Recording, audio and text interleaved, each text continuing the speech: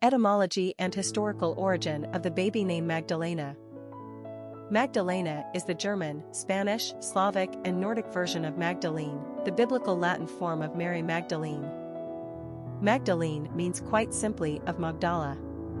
Mary Magdalene is one of the more well-known female characters in the New Testament, and so called Magdalene because she was from Magdala, a village on the Sea of Galilee. Magdala comes from a Hebrew word meaning tower. In Luke 8 verse 2, she was one of the women who had been healed of evil spirits and infirmities. Post-resurrection, Mary Magdalene is the first person to whom Jesus appeared. That Jesus would first appear to a woman is a notable event indeed. It underscores the importance of women to his ministry. Mary Magdalene became a popular saint in medieval times, and so her name became quite common by the 1600s. Magdalene became Madeleine in France, and the French helped popularize the name in England, where it's traditionally spelled Madeleine. Today, Magdalena is quite cosmopolitan, found on the charts of Austria, Germany, Poland, Chile, Croatia, Bulgaria, and the Czech Republic. Maggie, Magda, Alena, and Lena are all possible nicknames. Personality of the girl named Magdalena. The number 4 personality is marked by stability and discipline. This is the personality that follows the rules and is conservative by nature. They have an earthbound energy that prefers to build things methodically on top of firm foundations. They don't cut corners. 4s take their time and don't like to be hurried. But the outcome of their endeavors is likely to result in some strong and useful structure, which makes them great engineers and inventors. 4s are anything but frivolous or controversial. This is a trustworthy, straightforward personality that embodies dedication and organization. They are the backbone and anchor in their relationships, careers, and communities. They are tidy, punctual, and full of integrity. Hard work comes naturally to a 4, and they are immensely reliable. This is the personality you can always count on. Popularity of the girl named Magdalena. Magdalena is basically the Hispanic American version of Madeleine. It's a name that celebrates the biblical character of Mary Magdalene.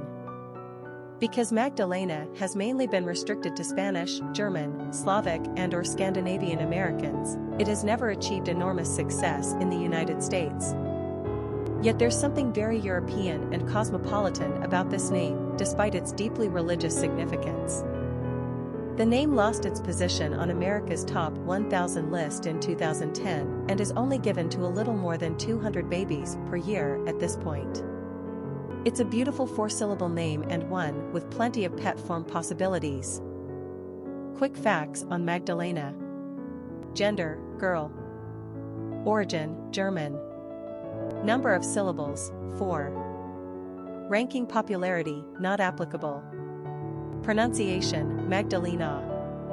Simple meaning, Mary Magdalene, tower. Characteristics of Magdalena. Practical, solid, industrious, dependable, hardworking, conservative, studious. Cultural references to the baby name Magdalena. Popular songs on Magdalena. A song by Sandra, a samba song by Dig, Magdalena, a song by Cracker, Sweet Magdalena of My Misfortune, Catalina Magdalena, a song by Jennifer Rose, a song by Leo Sayer, Magdalena Mi Amor, Maria Magdalena. Famous people named Magdalena. Magdalena Rivas, contestant on America's Next Top Model, Magdalena Abakanowicz, Polish artist, Magdalena Maleeva, Bulgarian tennis player, Magdalena Neuner, German Olympic biathlete, Marie Magdalena, birth name of Marlena Dietrich, which she used to create Marlene, Magdala copyright now Reba Rakova, Slovakian tennis player. Historic figures with the name Magdalena.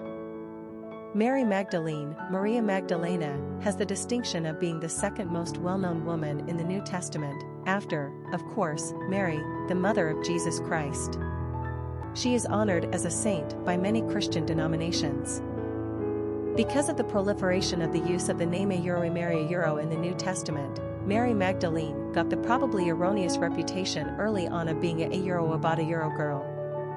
This portrayal was furthered by early church fathers and emphasized by religious art over the centuries. There is, in fact, no evidence to associate her with the woman Mary who was the acknowledged sinner, but the confusion took hold and actually seems to have imbued her with a certain sympathetic identity. Who needs another saint, anyway? In the Gospels, Mary Magdalene is credited with 3 pretty big events. She witnesses the crucifixion of Jesus, his burial, and then the empty tomb from which Jesus rose after 3 days.